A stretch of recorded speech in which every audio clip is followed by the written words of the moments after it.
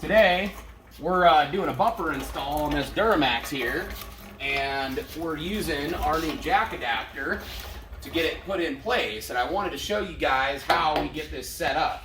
It's a pretty simple process. Basically, it's good to have an extra buddy to actually get this thing set on here and measure your differences first. But you use this extension to get a little more length.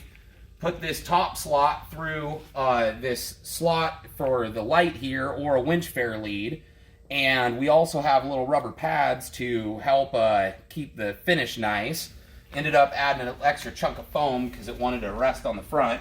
It's very important on this to use a ratchet strap to hold it down, because most of your bumpers, because there is so much weight behind the bottom of the bumper, these things are actually rear heavy.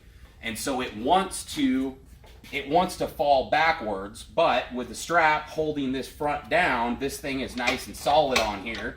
We're using this on a transmission jack because we got a vehicle lift, and this makes life real nice and easy. But our jack adapter here will also work on floor jacks as well. Before we installed this, we wanted to put this thing on a floor jack and show you guys a couple other tricks about this. Down on it, our jack adapter works just fine on a floor jack as well. The only thing to keep in mind is with the bumper extension, it can interfere with the arm of the jack as the jack arm comes down. The other thing you'll want to do is to make sure to keep the jack up a little bit higher, because as the jack arm gets higher, it swings back and it gets the weight more centered over the wheels of the jack.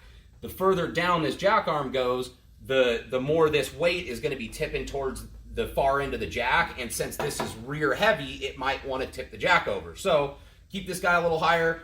Watch out for this bar here, or the threaded support. Make sure you can get the proper amount of adjustment. That's as far down as we can go on this.